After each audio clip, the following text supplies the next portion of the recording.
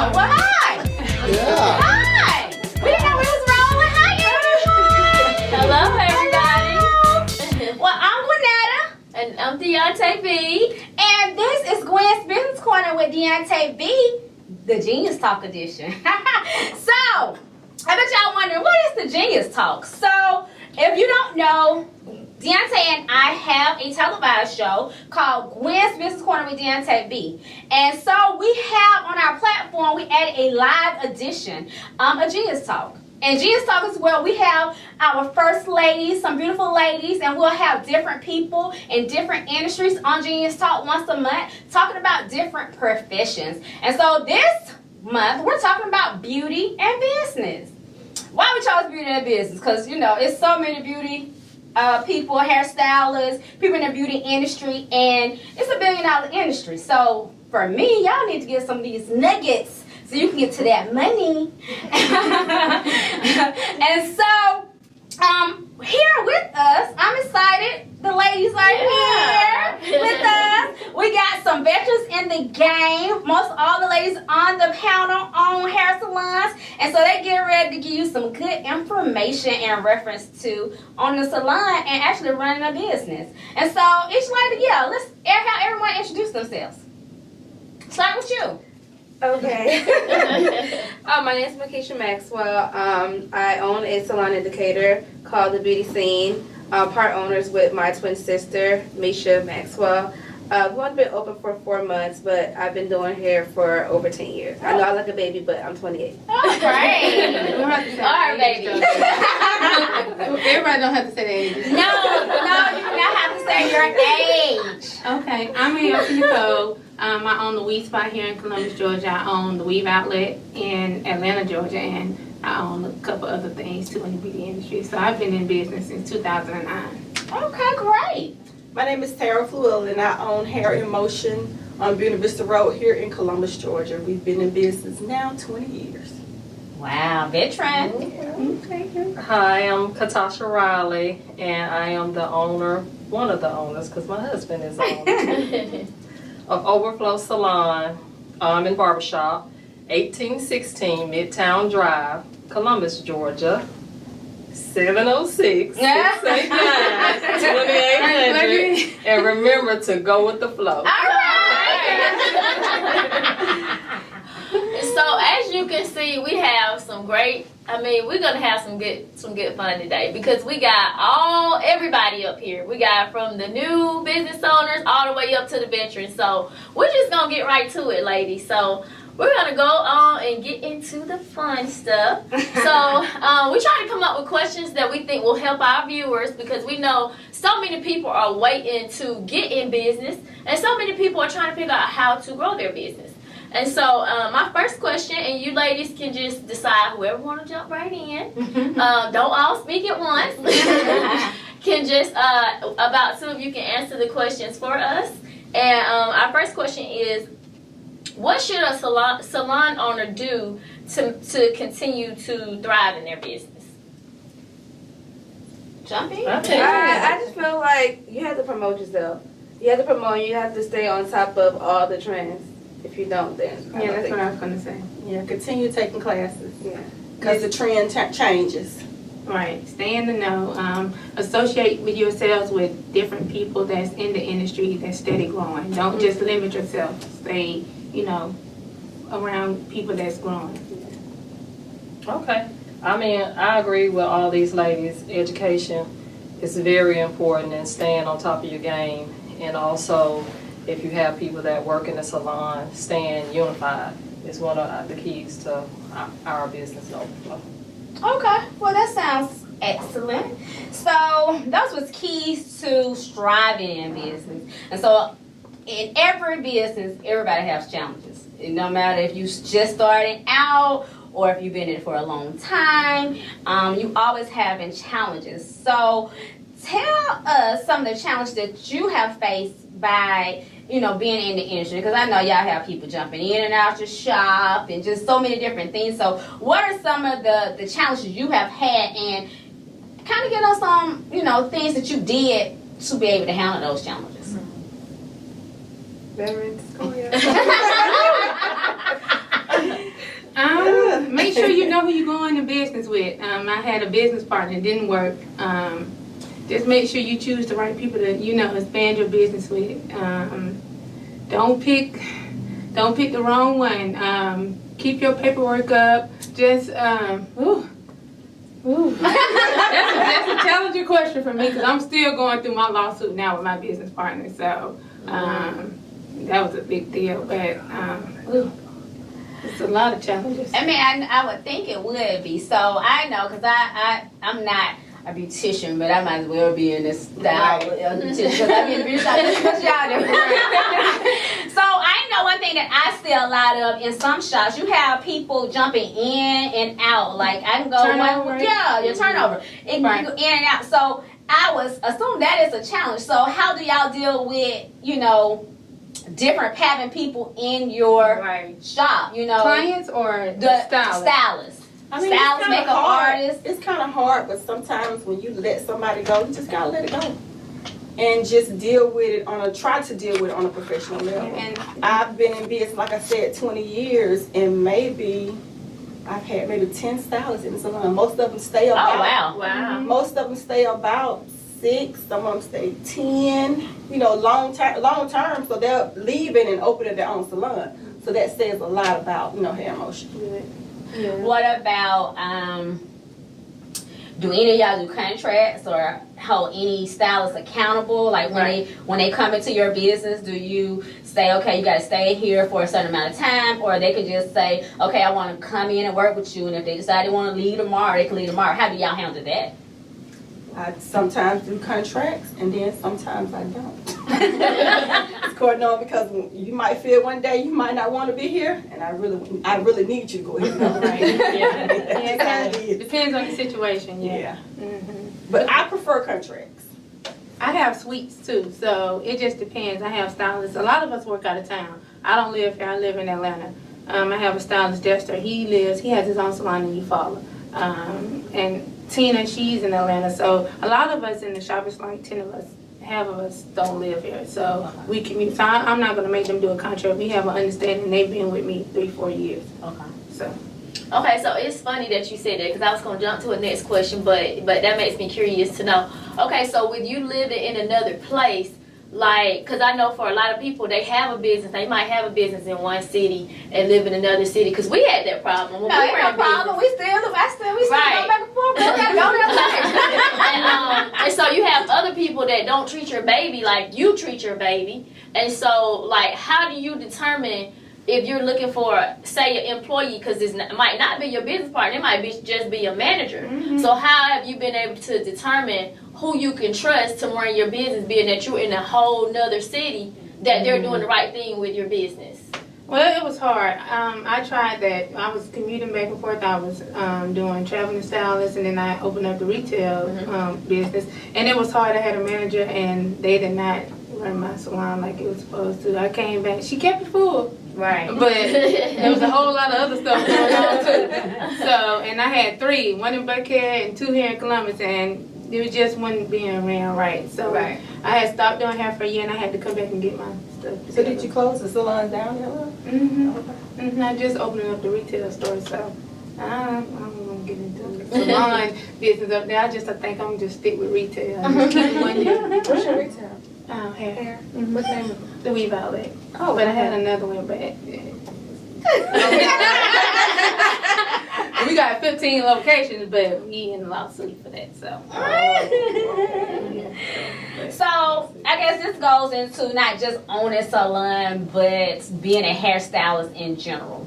So in the beauty industry, I keep up with it, Lord. I know I keep up with it. You have different trends. You have where people just want, it's all about the natural hair. And you have so many different types of weaves. So now, we was just wearing regular weave. Now we got the lace fronts, because the lace fronts have been out before, but now they came back in a whole different way. You have different types of braids that, people are getting, and they're changing the names left and right. So what is your recommendation when it comes to stylists keeping up with the trends? Do you think that as a stylist you should stay doing different styles and different things that are out today? currently, or do you think the stylists should stay in their lane that they specialize in and just do what they specialize in? I'm like for both though, cause like the older, I'm not trying to talk about, but I know that like my aunt, she's in her like 50s, and she doesn't do a lot of weave, and that's her client, but she still makes a lot of money. And then there's some clients, hairstyles that definitely need to start doing other things because you won't make enough money. Because I had to start learning how to do frontals. At first, I'm like, I don't want nothing to do with that. But now all my clients is wanting that, so I had to learn how to do it to make some money. So. Right. That's true. I need my professionals to talk now. I specialize in cutting and coloring.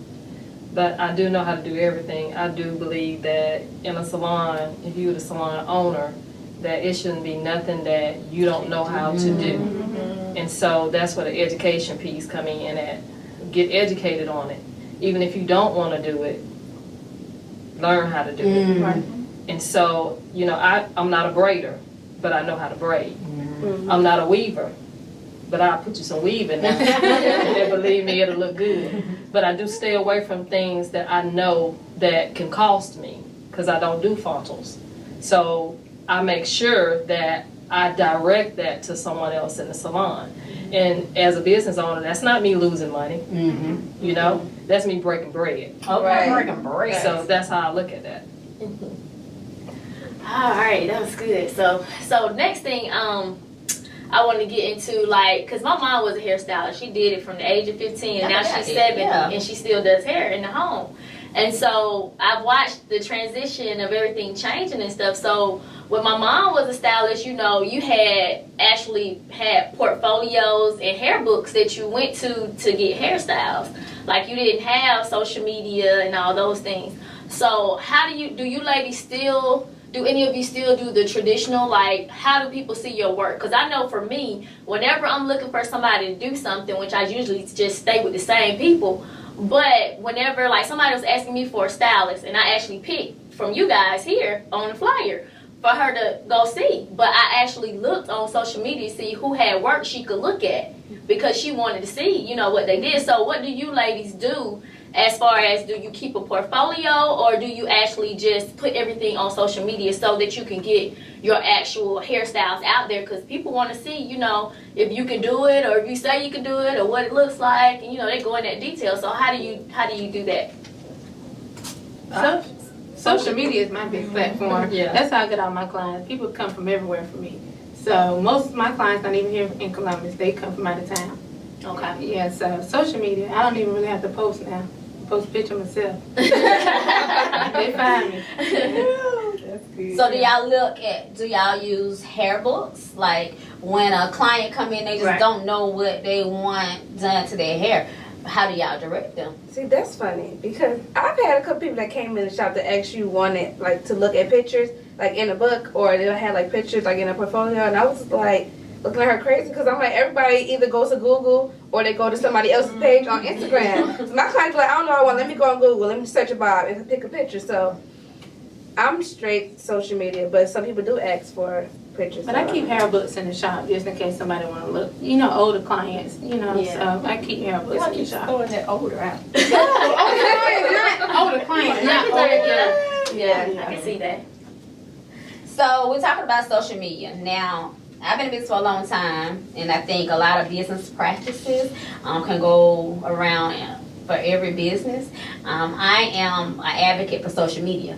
I tell anybody to come do a strategy session with me, if you're not getting on social media, you're going to end up losing money. Now, what I do know is that you don't necessarily have to be on social media to make money. You know, you can still build a brand without being on social media. But if you want to grow as a business, because the day of the world is changing, you know, my thing is you're going to have to get on social media eventually.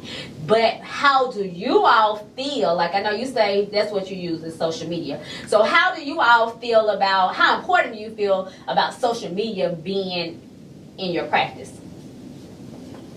I think it's a big part of what we do at Overflo with our social media. It's about 15 of us in there. And so even with Salon check-in, that's something that's important. You want your clients to like your page, be on social media. You want to be able to advertise what you're doing. A lot of people show videos, short videos on social media. It's just the way to go. It's the trend that you gotta do social media if you want to survive in this. I know you waiting on me. I know she waiting on me. I don't like social media like that. I just don't like it. That's why I didn't want to say. But I do have pictures in Style Q magazine. I direct them sometimes to Style Q magazine. I take pictures of my hairstyles with my phone, so I can take them through the phone. But I'm just not a big fan of social media.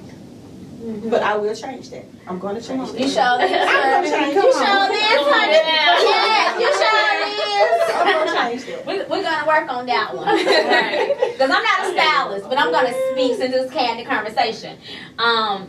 Because I am a beauty girl. I like to get my makeup done. I like to get my lashes done. I like to get my hair done. And then when we do things with other people, I recommend for them to get their hair done, their lashes done, and their makeup done if that's something that, you know, we're doing something I feel like that's necessary. And one thing I hate about stylists, like, you looking for a stylist and you don't know their work because you can't find it. And you want it, before you go spend your money with somebody, you want to be able to know what they can and cannot do. Or do their work look good? Do it not look good? So I'm just going to be just my suggestion, right? And this is for all my people on social media that has a platform like a beautician, a makeup artist, a barber, or whatever. We focus so much on our followers, right? But you need to focus on your portfolio. Right? And your work. It's even if you don't want to be on social media actively posting for a long time. Instagram is a picture social media site. You can just create a site, right? And just get you a page just to take pictures of your work. So that when you are out and about and somebody needs to see your work, all you gotta do is, it ain't about how many people on your page. It's about what do that work look like. Just scroll. And just scroll. You be like, okay, I hire you. I'll never forget. We went to an event and my friend needed a wedding cake. Like, we need somebody to deliver it to her site. And I would have hired anybody at that point, right? And the girl was like, I make cakes. We was at a networking. She was like, I make cakes. I'm like, will you travel to a site?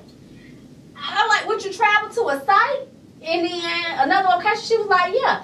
I was like, let me see your work. Okay. She couldn't pull up nothing. Literally, she couldn't pull up nothing. She was trying to go through her phone to find something to show me. I instantly was like, oh, okay, well, I'm going to call you.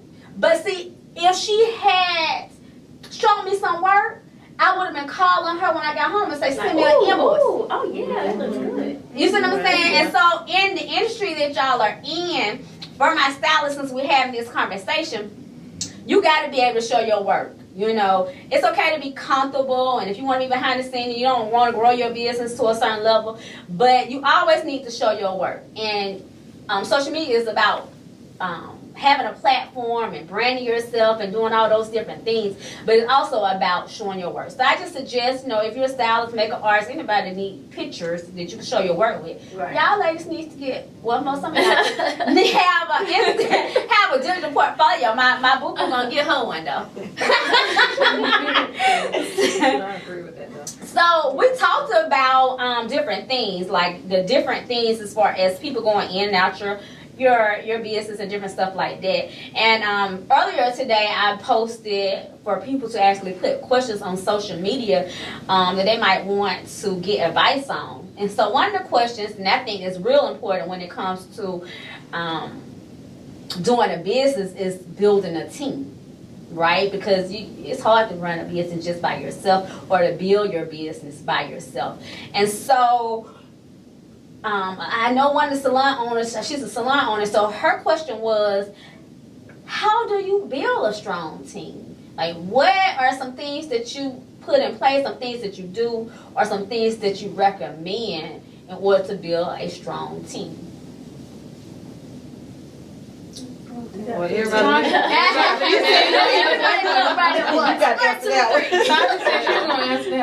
one of the things at Overflow that we stress is unity.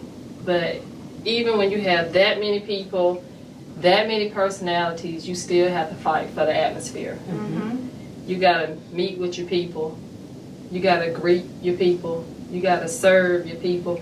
It's almost like a church. I mean, it is. You gotta love on them, but you also gotta be the leader, you know. But you also gotta know how to follow, because you got people in there that have leadership skills, and you don't know everything, and so you gotta listen to them, you know, as well. You gotta break bread with your people. A lot of times we go out together, we do things together to build a team. It's team building. So, you know, that's one of the things that we do in Overflow. It's not easy.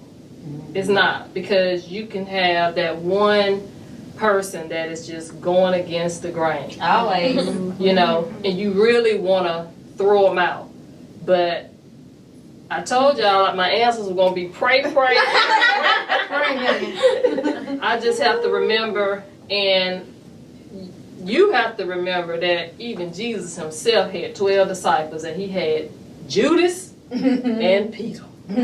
So those people going to help you to grow. They're going to help to keep you focused. Because when you got to deal with some real issues, and you got people in there that's going to talk about you anyway because you're the business owner, you got to look past that. You got to be a grown-up. You got to be mature, you know, about it. And you got to keep it moving, because you are the business owner. Everybody's not going to respect that you keep the lights on, you know, that you got cable. Get you a Fire Stick. You don't have to have no cable and pay no cable. But you do courtesy things not only for the clients, but you do it for them and their clients. So it's, you know, it's a big deal. But at the end of the day, who appreciates it? You got to appreciate yourself and appreciate your business. And then you got to go back to your team and just say thank you. You know, it's just like that. Even though you got people that's sitting on the goddamn bench. Did I say that like that? Yeah. But that's how it is. They're still on the team. Yeah, that's how it is. They're still on the team. They sitting on the bench, but they're still on the team. Everybody has a position. Yes. And I think that you have to know what everybody's position is. I know for me, and not the stylist, but I'm a business owner. But I know for me, it's challenging because, you know, you, especially if you have control issues, you know, to get people to understand your vision or where you're trying to take the direction of your business, but and still, like you said, you have people all the time that you know you just really want to get rid of and kick out because they ain't doing what you need them to do or selling at the level that you think they should, but they got a position. It's a reason why they're supposed to be there. And so one, you have to recognize what everybody's position is and what their strength is and what they can bring to your table. Well, a lot of my team, you know, it might not necessarily be they bringing in a lot of money or a lot of clients or some stuff like that, and you're supposed to focus on money, but sometimes you have to say, I got a loyal team. So do you supposed to continue to work on those things that they lacking, or do you just kick them out because they make you no money? So it's about really realizing, you know, where everybody's position is. It's about the money, but it's also about the relationship. So you building a relationship, and I mean everything that we hashtag, we put Team Overflow. We even had Overflow when you first walk in, but we changed it with letters on the top that say Team Overflow. That's right. You know, because that's our family. You know, and we treat everybody like family, like Soprano family. You're our family. You know, we breaking bread with you, and we got a saying: everybody eats. We win in Overflow. Team Overflow, we win. All right, that's real genius talk. I got that. Did all y'all take notes on that? So all the hype, like you hear so much hype about it. Like you might have this one stylist, and they might not even be as good as you, but they just get that one opportunity, that one big break that they did Beyonce's hair, and then boom, they just, you know what I'm saying? They just blow up. And so, do you think that that's important? Like, do you think that it's about, like, Does that kick you up a notch because you did a celebrity's hair? Or is it just, like, what do you think sets you aside from other people? Or does it, or is that one thing that makes people think you actually made it as a stylist? Because you deal with a lot of them, and you know I gotta pick y'all out down. Y'all supposed to come on because I picked y'all for a reason, right? When I picked y'all for a reason. I don't know about the celebrity status, but we say in Overflow everybody is a VIP. Mm-hmm. So we treat every client like a VIP, Like a celebrity. like a celebrity, because that's like a hit and miss. You know what I'm saying? Yeah. So Do y'all feel a certain way? I mean, because y'all be in Atlanta, right? You got a salon in Atlanta. It's in Atlanta. And the big thing is being a celebrity stylist. Some people be going overboard with that. It's not even that serious. I done did a few, them love hip hop and stuff like that. But honestly, a lot of celebrities, a lecturer like Beyonce, they don't even want to pay. They want to get done for free and do it for promotion. I'm not doing everything for free. Like, if I'm bored one day, I don't have nothing to do, I might do it. But other than that, I'd rather my loyal clients than to take my time out to go to you. And they want to call you last minute, too. Like, oh, this person want their hair done. Can you do it? I mean, they famous and all, but I have more important people that's here that's waiting on me, and I'm going to get paid for it. So, at the end of the day, I don't think that some of these celebrities are that important. I think that your loyal clients is more important. Great answer. Right. That was the answer I was looking for. Yes, that was the answer I was looking for. Because, you know, and because I go to a lot of different events, I know that, like, they tell you, like, if you want to get your name out there, you know, they tell you, you know, you need to volunteer your service. They don't want to pay for it. They want you to volunteer your service. And I'll hype you up. Now, on the flip side of it, you know, it just depends on where you're trying to go in your business and in your brand, right? Because if your goal strategically is to do celebrity clients and you possibly get some that actually pay, or you can raise your prices, which is my next question. You can raise your prices because you think you did celebrity stylist hair. That might be somebody's goal, and I necessarily don't think nothing's wrong with that, but you know, it just depends, I guess, like strategically what you're trying to do with your brand. So, you got something to say? Because you don't work with some of them. A lot of them are my friends, Yeah. but I don't do anything for free. I don't do nothing for free. Like, I hang with them, they're my friends, but if you see, like, you might catch me on their Instagram or something, or they live or something. I don't really post it because they a regular person like me. You really not a celebrity, like, really, because a lot of them are like love and hip hop and stuff like that. Like, you a regular person. Like, I know the truth about. I'm there. I'm with them. I know how their house look. I know how much money they really making, and they regular just like me and you. So I ain't doing nothing for free. You gotta pay me. I charge $200. I used to be $325. You want the funnel done? You pay me. It's not for free. So we can be friends. We can hang out. But if you want to sit in my chair, you gotta pay me. All right? That's business. That's business now. You know. That's genius talk. So let's talk about pricing.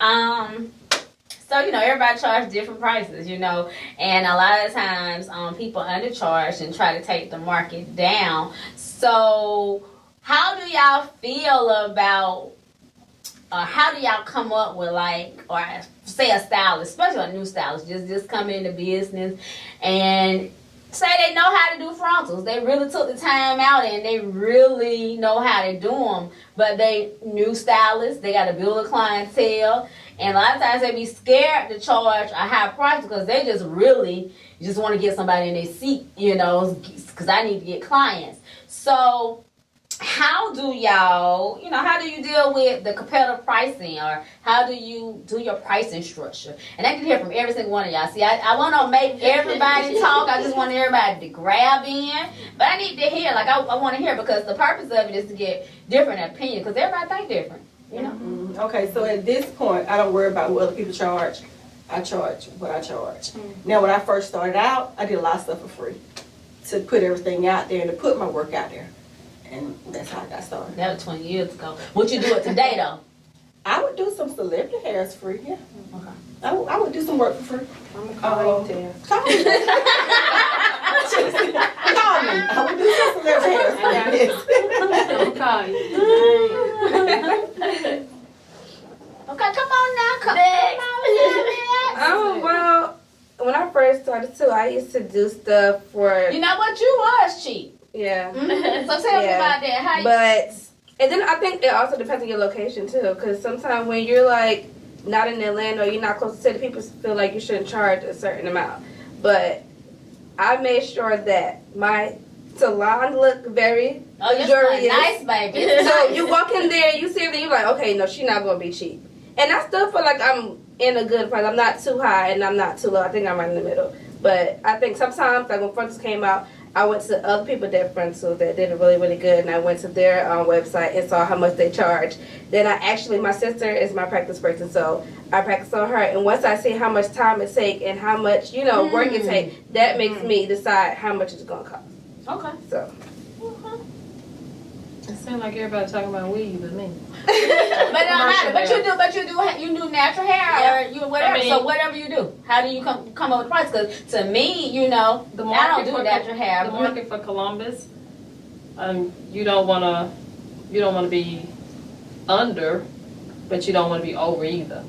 I got a saying, I'll be the underdog, but I ain't gonna get dogged out. Mm. So I just with the market, and so you know what everybody else is charging, and so but you're not gonna bid me because I'm educated, I'm licensed, and I'm educated. So no, you're not gonna bid my price down. My price is my price. But I do some people hair for free, especially my clients that are having a hard time and you haven't seen them and you call them and you know they done lost their job or something is going on with them, if they sick or something like that to help somebody out. Yeah, because you got to give this away as well.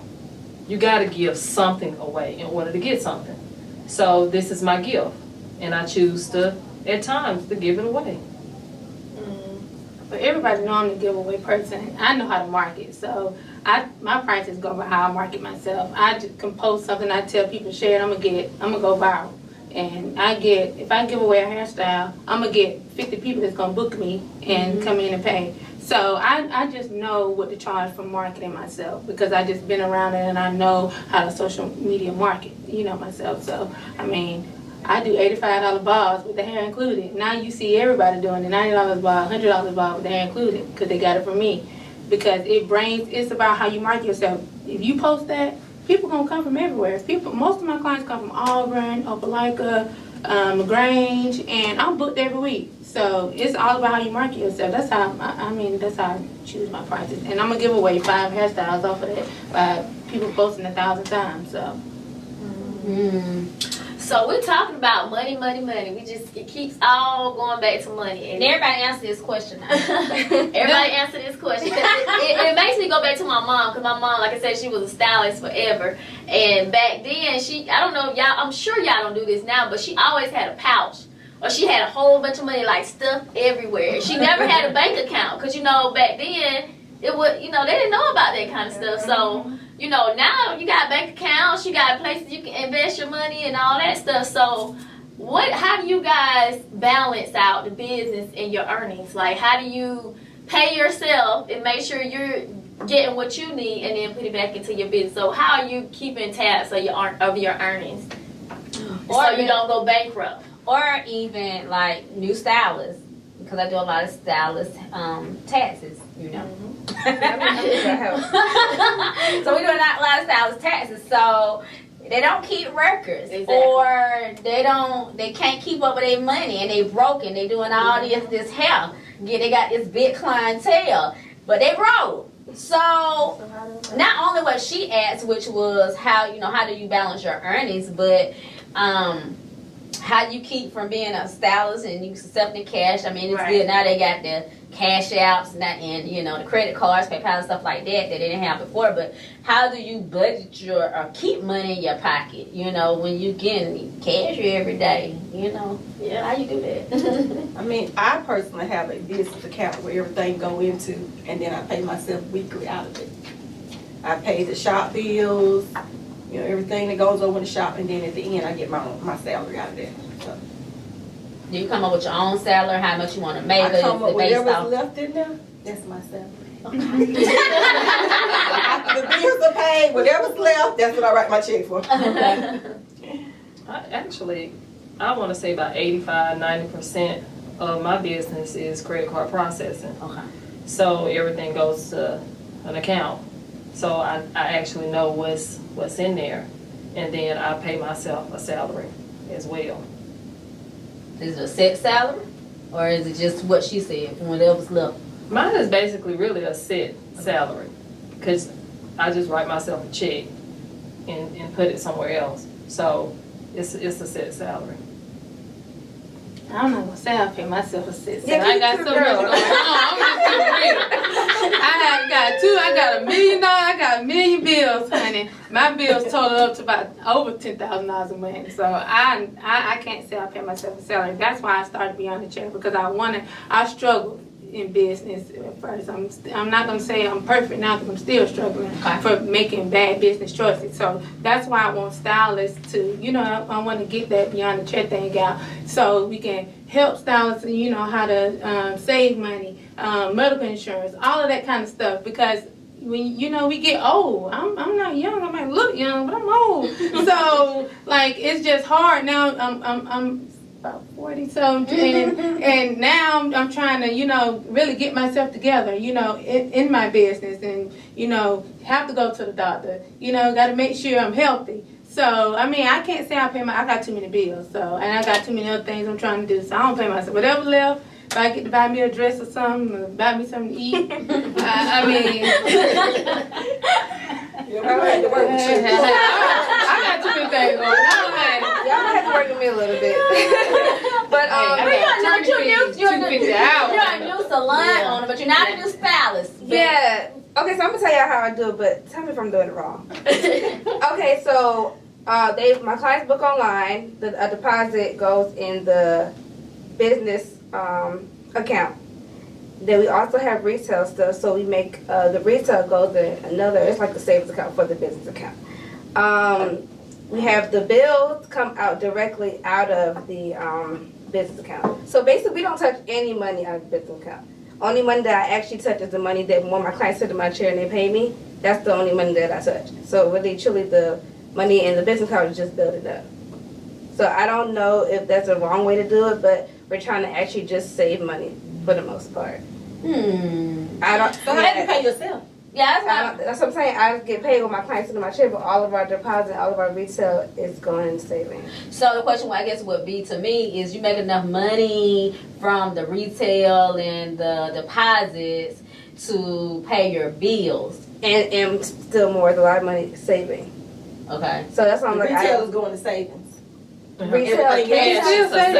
Yeah, retail and all deposits. Because remember, when my clients book and my sister's clients book, all it goes in the account. But when they come to the chair, we get the rest of the money. So you don't put that in your account? I put that in my own personal account. I don't put it in the business. That's your business. You got That's what I'm trying to say. I don't know. Yeah, we don't have to work with you too. Okay, everything come in is business. I mean, I don't take credit cards in Columbus or in Atlanta.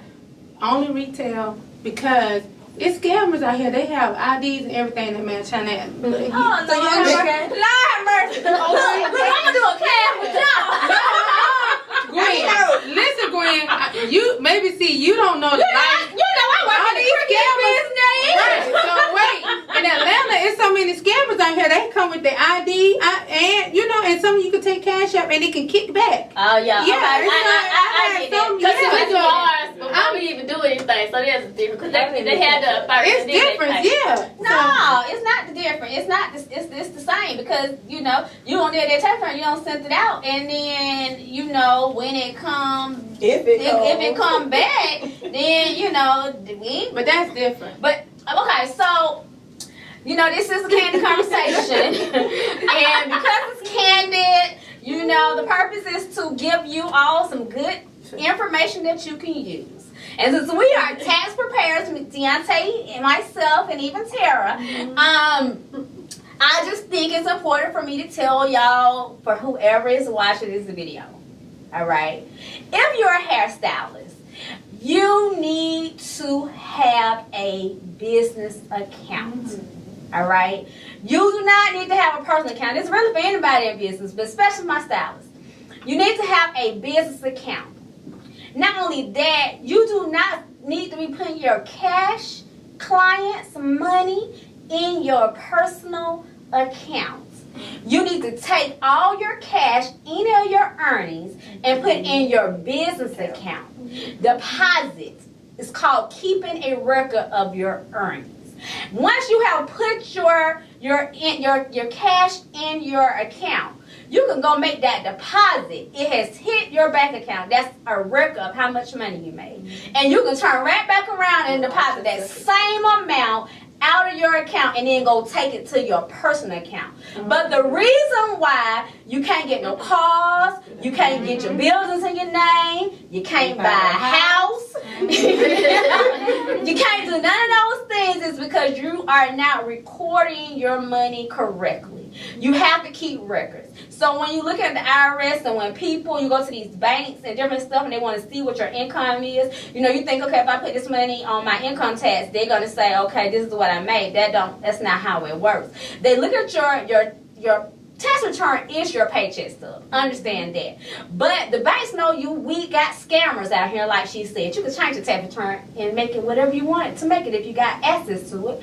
So because of that, they now check your bank records in addition to your tax return. And so when you say you're in business and you go bring them a business bank account, but you don't have no deposits in your account, but a little bit, they're like, you don't make no money. Y'all styles be around here making $8,000-$10,000 a month, but you don't have no way to show that. Well, let me tell you how you show it. Make sure you have a business account. Make sure every dollar you get, now you can't, literally you're not going to put every dollar, but the majority of the money that you earn, go deposit that money in your account and then withdraw it right back out. It's going to show a deposit and it's going to show a withdrawal. The banks are not looking at the fact that you just spending your money. What they're looking at is that you're not earning no money if you're not making any deposits. Mm-hmm. Okay. Okay? So that's like did tax talk with Gwen for you. That's genius.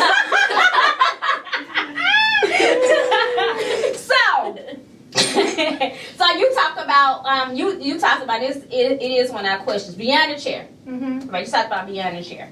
Okay, so a lot of people go to the Blount Brothers show. You know, back in the day, we used to have a lot of local hair shows. A lot of people don't do that no more.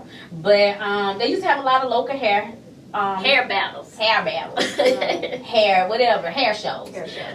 And then, you know, people do seminars and conferences about a lot of different things. What are y'all opinion when it comes to your industry, and how important do you think it is for people to attend seminars, conferences, and different stuff like that? Because, again, I tell you, I might well be happy because I act like it. So I go to the Blount Brothers every year. You know, because I want to see what they're selling. Need to see if I can get some good makeup, good hair, just to get me some good hair tools to put in my house. Whatever I think I'm going to need, right? And so I go every year. And, you know, we're in Columbus, Georgia taping, okay? This is our hometown. And I'm from Columbus, Georgia.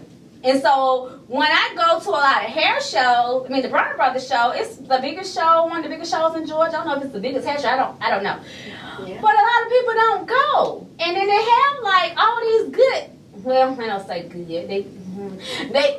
They have some good education, right? For different things, for people to stay in the know of their business. So why people don't go to this stuff? Like, why y'all people not interested? Why people don't go? I know y'all go. I see y'all, your husband every year, but I go every year. I go. Yeah. So why or how important do y'all think? I know I said a whole lot of stuff. How important do y'all think it is for people to have conferences, go to conferences in the beauty industry? Very important. That's a part of your basically who you are, who your character of being a hairstylist. That's you go to network as well. But it helps you to step your game up, especially when you seeing a stylist that, you know, making way more money than you might be making. you know, because this business is so range wide, you know, so that's important. But you have some hairstylists, they don't get educated because they think they can go on YouTube, or they think that they just, you know, they got it like that. They know what they're doing. And things just change so much in our industry till you want to find out when is Barber Brothers. It's February and then August. Yeah, February and August. Every February and every August, it's a shift. It's something transitioning in our industry. And so even in between that, so you want to go find out, you know, what's going on. Everything you just cannot get off YouTube. Yeah. It's a different experience too. It's like looking at a ball game on TV, but actually being there. And they kind of like chop the videos up. They be leaving different parts out. So I like going to actual classes, like hands-on classes, and look and learns and seminars. I went to Demi's seminar that you. Oh, okay. I saw her there. Yeah, and I think it's good. You get to, like, I'm listening to y'all and I'm learning stuff just from y'all and this little video right here. So I think it's good. Everybody should do videos like that. I mean, classes. Some people just become complacent and just stagnant, just like, you know, just being where they are. So, if you know, that's why I think some people don't participate in a lot of stuff. They just okay with being okay. I have to keep myself growing because everything keep changing. So, you know, I have to stay in the know. And I do something for Barber Brothers every August and February. So I have to go. Even if I don't go in the show, I participate in something that's outside of the building, or, you know, so I have to go. So when you started Beyond the Chair, what was your motivation for it? Like, what did you see in your industry that you felt like? A lot of times when we do things, it's because we're feeling a void or feeling something that we feel like needs to be done in our industry. So when you decided to do Beyond the Chair, what motivates you to want to do it? Mistakes that I made in business when I first started out. There's a lot of stuff I didn't know. I didn't have a mentor I could really go to. It was people that I was around, but some people, they don't be open to tell you this is what you need to do. Or some people just didn't know what to do, you know, themselves. So I wanted to start something that, you know, people have like a group of people they can go to and then learn stuff from. If they, you know, we can lean on one another, you know. Right. But and this is a different kind of business. You have to. A lot of people don't want to help each other, so that's why I'm trying to like make it so people can, you know, team together and learn from, like Tasha said, teamwork. You know, I want people to be able to go to somebody else. You know, have a push partner. Like, okay, I can't do this. Can you teach me this? I always try and do that. You know. So, I mean, it's just been hard for me. So I want to just help people get to another level in their life. So, you know, so that's why I started it. Yeah, and I think that's what we need to get back to, because that's how it used to be. Like, now and I was going to say, like, Beyond the Chair, I think that's great, because I was going to say, why Barber Brothers? Why we waiting for February and August, you know, to go to a class when, like you said, because, like, I remember when I was a kid, that's what stylists did. Like, they always did that. They, like we said, they did hair shows. They got together and said, we want everybody to see our work. So we're going to put on this hair show, and we, as 7 stylists, are going to let everybody see, you know, and their children and everybody had to be in this show. And so everybody worked together to put on, just like they did with talent shows. You did the same thing with hair shows. And I think that we need to get back to that, like, because like how she said, she specialized in doing short hair and natural hair. Like, you actually went to a show and you actually saw that. But now it's like everybody just go to Barber Brothers. But it's like, so what do you ladies think about networking with other stylists, like she said? Because do you do that? Because like now it's like very few stylists will say, like she just said, well, I can't do your hair, but such and such, and you probably don't want to go to such and such, but nobody does that anymore. So, like, do you think that that's important to network with other stylists outside of your salon so you can know? Because that's how they used to know. They didn't have social media, so if they didn't know, they went to another stylist, you know, and said, teach me. Yeah, I recommend, if I can't do it or somebody in the shop can't do it, I have a number of salons that I call and say, look, go over here. Okay. So I don't mind doing that. Me either. But you do got in this industry, all right, something called copycat mini-me. Nah, I think you got that in every industry. Yeah, you do. You got a lot of mini-me's out there. You got people that just want to copy. They don't want to get educated. They want, you can go get educated and you can bring it back. But I'm gonna say, if you like something somebody's doing and they're making money doing it, You can why do not it. copy it? You know what? I don't think nothing is wrong But with see, that. 'Cause that's- this is the thing. And I, you know, because I have a real issue with it. And it ain't that I have an issue with it. It's one of my battles, right? I don't think nobody just really invented new. So you know, most everything that everybody do is somebody already did some kind of way one or another. Right. Everything I do, I can't sit up and just tell you that I just come up with the idea all the time. My problem with it, it's okay to be inspired by somebody, and it's also okay to do what somebody else is doing.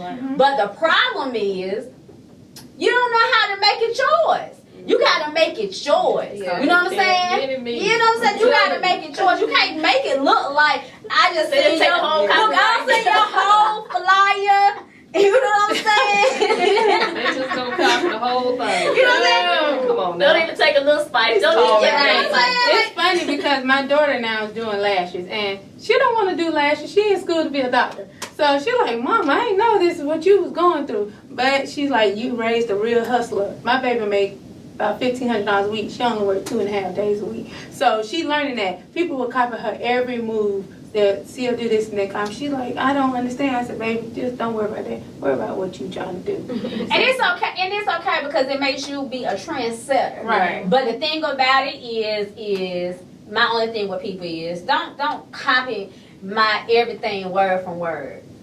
You know, take 2-3 words out of it and make it sound like something else. Yeah, it might be the same thing. You know what I'm saying? But make it be what you is. I mean, I go look at people's flyers and be like, I like this flyer, send it to my graphic designer. I be like, I want my flyer similar to this. And then they send it back looking like, I don't want to look just like that. Yeah, You know what I'm saying? Change this, change that, change this. Let That was me an make example. you know what I'm saying? You know what I'm saying? Make it look like something I would do or different, you know? And so we got to get ready to wrap up. But it's 3 things that we want to do before we leave. We want y'all to tell everybody who y'all are again and where they can locate you on social media or where they can locate you. And also we need to give a shout out to our sponsors, but just one last question. Okay, so I'm real big on community service. And I don't know what you do. Because I don't know if you do a lot of community service. But I know y'all 3. I know y'all 3. And each one of y'all do it in a different way. Everybody think that, you know, you got to be doing it in a big way like somebody else. Like I know you just put something up to just give a free hairdo to somebody. Yeah, but it's going to be bigger than that because so many people message me. So photographers reached out to me, so I'm gonna do a whole little thing with other stylists. I'm gonna talk to y'all about that too. Yeah, so you did something that you want to individually do. I know you give back to a whole lot of organizations. You don't even really put yourself out there. You just do it. I know your team is just, y'all have a nonprofit, you know, on the side of y'all business, and y'all team really are heavy hitters in a community. So what do y'all, or what your advice is to people who are stylists or in business about, you know, doing community service?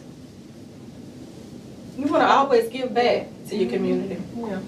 It tells a lot about you as a person.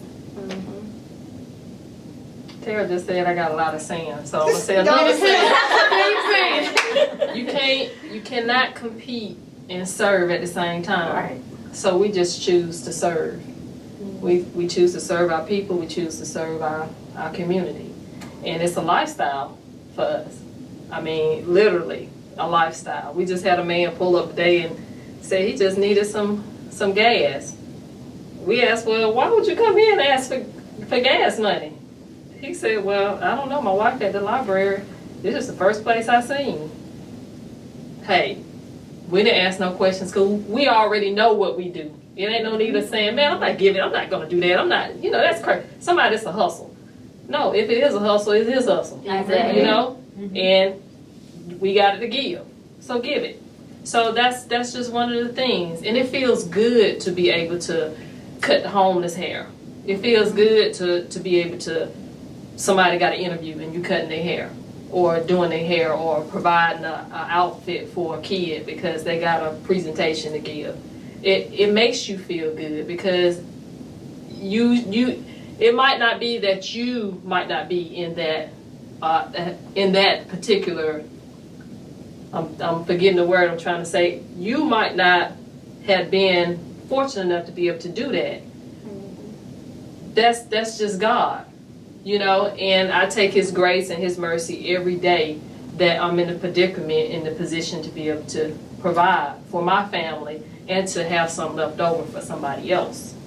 So it's just one of those things. I totally agree. Well, ladies, we appreciate y'all. This is our first Genius Talk, everyone. The ladies did an awesome job. We just feel like the beauty industry is just really a big industry that really needs to be tackled. So we're actually going to do a part 2 at the beginning of 2018 with some different stylists. And next month we're going for the Barber.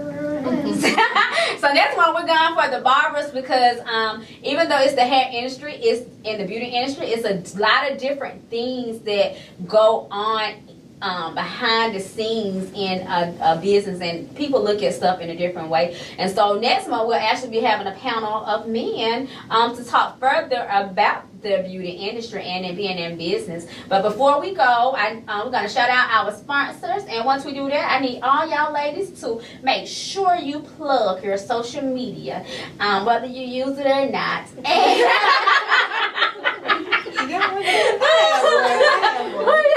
Instagram too. And Okay, plug your social medias and let the people know where they can find you.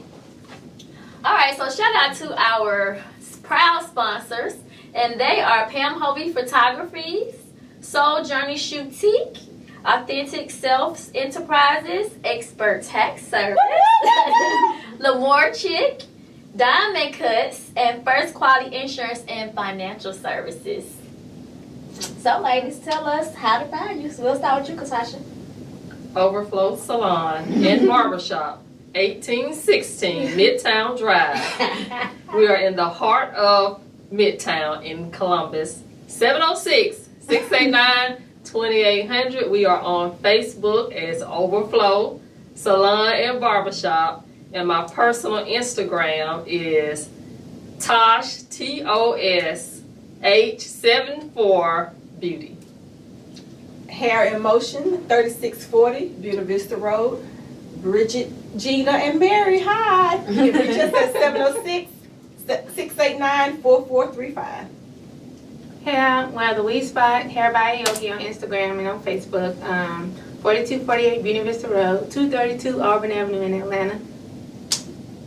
Okay, the beauty scene, address is 3701 Covington Highway, Suite A, Decatur, Georgia. The Instagram is the.beauty.scene, and my personal Instagram is fashionmeets_me. We do have a Facebook page, and Well, guess who I am? I am Gwennetta Wright. You can follow me on all social media outlets at Gwennetta Wright. And if you want to tune in each and every month to our Genius Talk, make sure you like Gwen Business Corner Facebook page. Also, make sure you subscribe to our YouTube channel, because we're actually going to have a recorded version of this on YouTube. So if you missed it, if you want to go review it, look at it again, you can, because all you have to do is go to our YouTube channel. And Dee, tell them about you.